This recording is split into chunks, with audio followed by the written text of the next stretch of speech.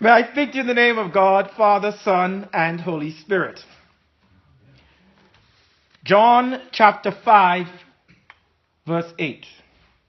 Stand, take up your mat, and walk.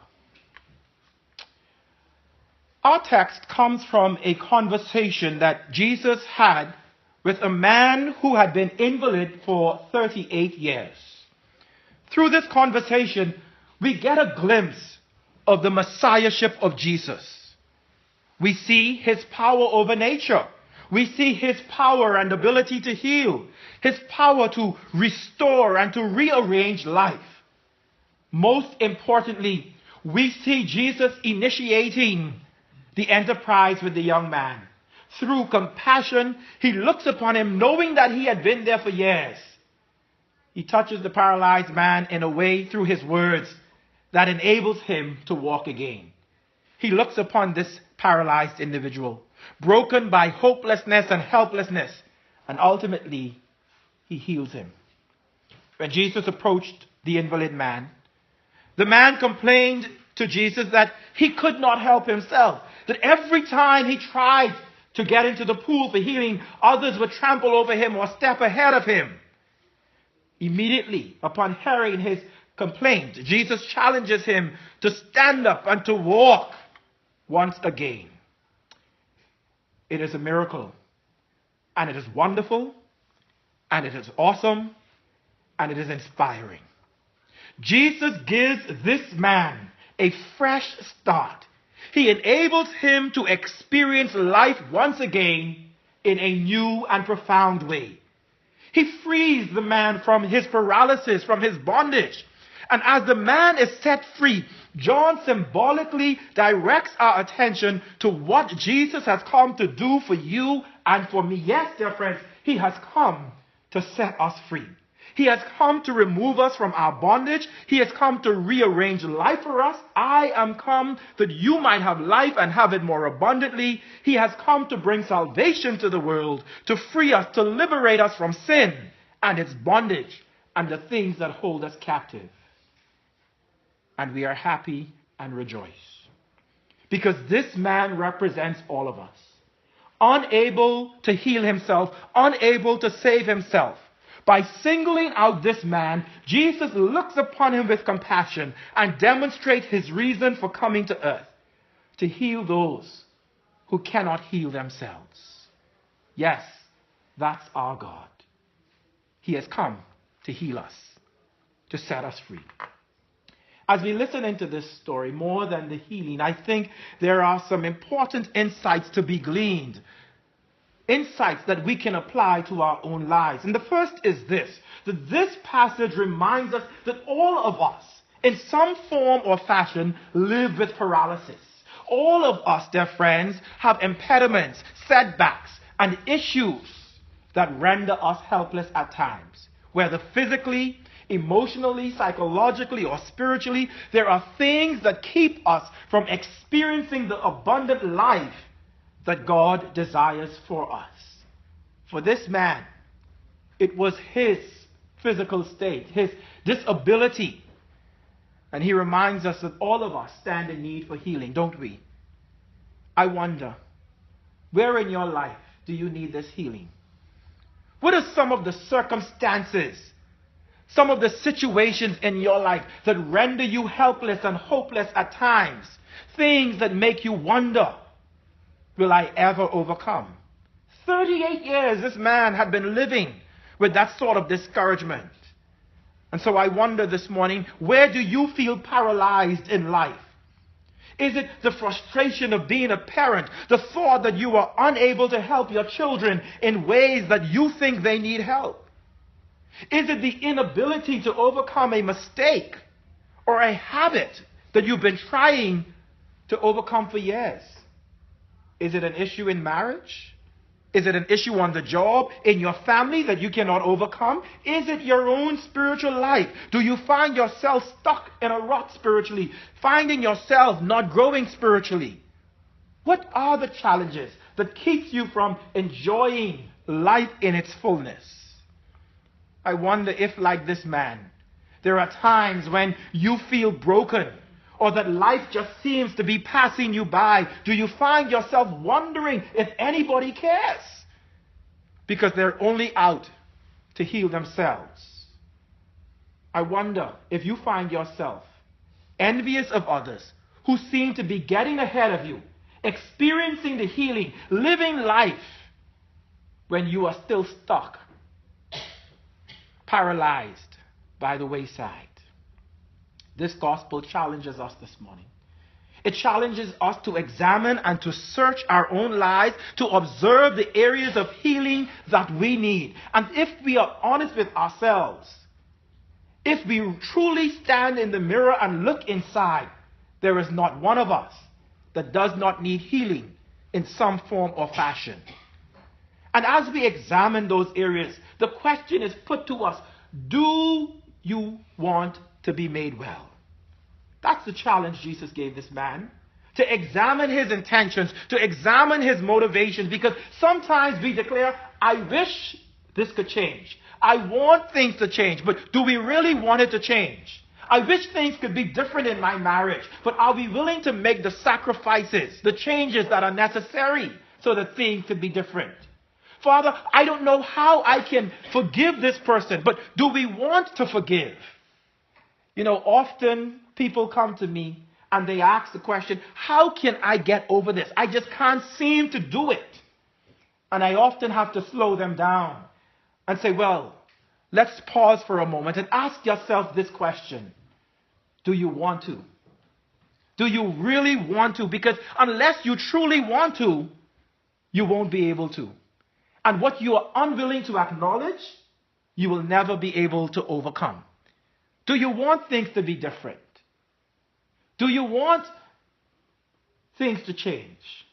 It is a question of motivation. And so Jesus challenges us this morning. Do you want things to change in your life? Examine that. And as we examine that, dear friends, the second insight we glean from this passage is about Jesus. It is to remember that Jesus has this power to help us overcome. He has the power to heal. Jesus is our Savior. He is the one who heals us from brokenness and impediments and from our paralyses. He is the one who ultimately redeems humanity. You see, there was a belief in his time that somehow this pool called Bethsaida, the house of mercy, had healing properties, that it could change one's life. It was said that every now and again, an angel would stir the water and the water would begin to bubble, and the first person to get into the water would be healed. Now, whether or not this belief was mere superstition, the point is made clear that after 38 years, this pool could not heal the man. And so whether we knock on wood with our superstitions and hope that things don't come to fruition or not, the reality is none of these things could save us. It's only Jesus. For he is the one who truly heals. He is the one who saves. You know, theologian William Barclay made the point in one of his commentaries that this man represents the people of Israel. And the 5 porticos or porches represent the law. You know, the first 5 books of the Old Testament is known as the Torah. It is the law per se. And what he is saying is that even while on the Torah, on the porches, this man came up short. It was not enough to bring healing to him. And what he was saying essentially is that the law cannot save us. Only Jesus saves ultimately. Whether or not we accept that, the point is made in this passage that Jesus saves. So here is a man, 38 years, living in a broken state. And one day he meets Jesus and he's offered the chance to begin again. That's the good news. With Jesus, there's always a chance to begin again. People who are lost, people who are living broken lives apart from the Lord can be saved by the power of God. If there is one thing you take away from this today, is to remember that Jesus saves. And he is the one who also gives us second chances. I wonder, what does that do for your conscience when you get angry and upset? When you fall back on your commitment to God and you find it hard to overcome mistakes, or you find it hard to let others overcome their mistakes, to remember that Jesus gives us a second chance. You know, we live in a world where second chances are really a rare commodity. And as I read this passage, I found it very comforting to know that Jesus gives second chances. Because like this invalid man, we often find ourselves among people who will hold us back in life by reminding us of the mistakes we make. We often find ourselves among people who will bring out the worst in us by trampling over us and ignoring us and rejecting us and abandoning us. We often find ourselves among people who will cause us to really take a negative approach to life, a sometimes hopeless and helpless approach to life. And here it is that Jesus does not overlook this man. Because we live in a world where people will do whatever it takes to get ahead. And so even though this man had been there for 38 years, they brushed him aside in pursuit of their own selfishness. That's the kind of world we live in. People who are unconcerned about others at times. And it is hurtful.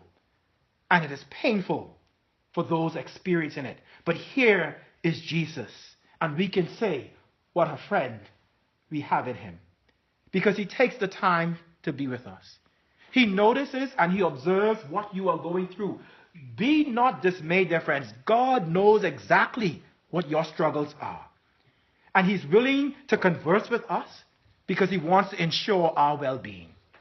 And so by taking the time and showing compassion to this young man, Jesus helped him to grab hold of life in a new way. He helped to improve the man's life. More than offering him a second chance, he offered him the better way of living. Jesus wants to rearrange our lives. What aspects of your life does he need to rearrange? He wants to bring wholeness to our lives. Do we want that? That's the question we must ask. Because the touch of Christ on our lives will not happen without our cooperation. Salvation must be appropriated by faith. Jesus wants us to grab hold of life in a new way. Do we want that? As we consider that, let's consider this final insight into this passage. And it is the fact that Jesus really desires an inner change. You know, the man was sitting there, he was hoping for a physical healing. And Jesus says, well, do you really want to be made well? Right? The change should come from within, not an outer change. You know, he wants it to be something that we truly desire, that we truly want. True healing comes from within, not without. But in making that point, we notice also that Jesus directs him to his inner change because sometimes our outer circumstances do not always change. Right? What is being said in this text is that Jesus changes us and not necessarily our situation. And so the man had an internal shift. Jesus calls him to look at life a new way, understand life from a new perspective, a new way of thinking, a new way of speaking, a new way of acting. And when we stand and rise to that new life, we discover the circumstances have somehow changed. You know, healing does not necessarily mean an outward healing. It is sometimes an inner healing. And when we get that inner healing, the circumstances become more manageable and we engage in them from a different place and a different position. God does not always remove us from the situation, but he gives us the strength to get through them. And that's what he is saying. Do you want to be made well? Do you notice that's the question he asked? He didn't ask the man, do you want to walk again? Do you want to see again? Do you want to hear again? Do you want to be made well? I wonder if somebody here today needs an internal shift. A shift in your beliefs. A shift in your attitude about life. A shift in your perception of others. A shift about your self-worth. I wonder if there's someone here today that needs to be reminded that you are good enough, that you are loved. Yes, that God is still concerned about you. And even though you may find yourself helpless and hopeless at times, He is very much present in your situation. I pray that all of us hear the words of Jesus this morning. Stand, take up your mat and walk. I invite you to bring your struggles and your pain and everything you have, everything that has been weighing you down, and give them to Him and walk again. May you be reminded that He gives you the strength to rise after every fall, to stand after every fall, to walk again when you've been crippled by life. Do you desire that? That's what Jesus asked. Then get up and walk. For He's walking through this place this morning, and He's challenging us to do that very thing. May you hear His words. Rise. Stand, in other words. Take your mat and walk again. Amen.